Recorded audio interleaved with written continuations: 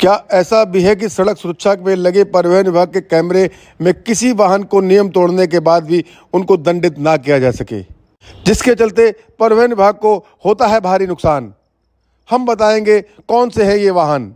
जब से परिवहन विभाग ने भारत की सड़कों पर डिजिटल टेक्नोलॉजी को अपनाकर ऐप के जरिए कैमरे को लगाया है, तब से ओवर स्पीड और बिना सेफ्टी बेल्ट जैसे नियमों को तोड़ने वाले वाहन चालकों पर अंकुश लगाने में और सरकारी राजस्व में फायदा भी देखा जा रहा है, क्योंकि ये कैमरे उन नियम तोड़ने वाले वाहन चालकों को ऑनलाइन चालान घर भेजकर जुर्माना तय करते हैं।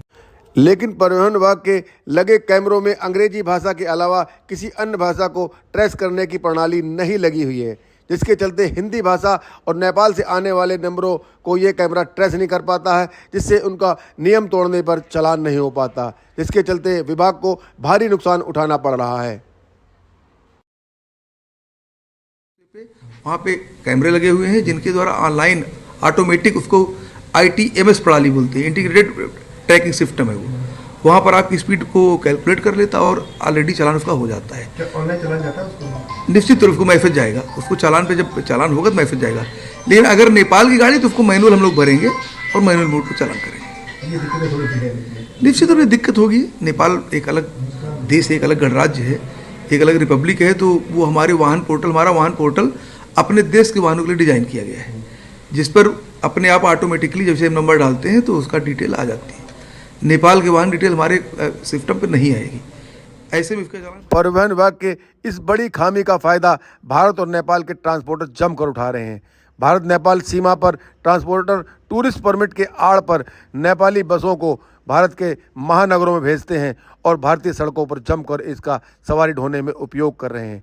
इन बसों का ऑनलाइन चालान ना होने के चलते ट्रांसपोर्टर जमकर मोटा फायदा उठा रहे हैं और परिवहन विभाग को भारी नुकसान पहुंचा रहे हैं। शैलेंद्र त्रिपाठी। क्या करते हैं? हम रोडवेज बस के प्रचालक हैं। तो क्या दिक्कतें आपको बॉर्डर पे आ रही हैं? दिक्कत क्या है, अंदर से ही सारी बसें भर के आती हैं नेपाली नंबर की, और वो डायरेक्ट सवारी वहीं से ही भर के ले आते हैं। हम लोग यहाँ पे बॉर्डर पे खड़े रहते हैं, हम लोगों की गाड़ियाँ अंदर जा नहीं सकती हैं, वो अंदर से ही भर के आती हैं सब। हाँ, हम लोगों की यहाँ सवारियाँ बैठी होती हैं, उतार के ले जाते हैं। प्राइवेट दलाल लगा रखे हैं उन्होंने कमीशन पे। तो वो नेपाल नंबर से कैसे आ जाती है, कैसे उनका क्या नियम होता है? अब ये तो वही लोग जाने, क्योंकि पूरा इसमें बहुत बड़ा कोई हिसाब किताब है बड़े लोगों का ही।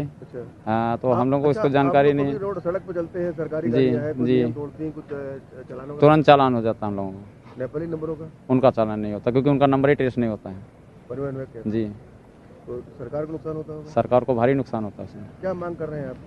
हम लोग ये मांग कर रहे हैं कि प्राइवेट वाहन जो हैं अंदर से ना भर के आएँ, और अंदर से ही प्राइवेट दलाल लगे हुए हैं कमीशन पे, वो अंदर से ही टिकट बना देते हैं और ये बाहर लेके जाते हैं यहाँ पे सवारियों को, पलिया में फिर दूसरी गाड़ी में उनको भरा जाता है। जबकि टूरिस्ट परमिट में तो ये होता है जहाँ से सवारी भरी वही जहाँ उतारा है उनका सबका नंबर देना चाहिए। नहीं, दो सवारी उठाते हैं वो लोग। सवारी यहाँ से भी ले जाते हैं और डायरेक्ट बसें भी जाती हैं।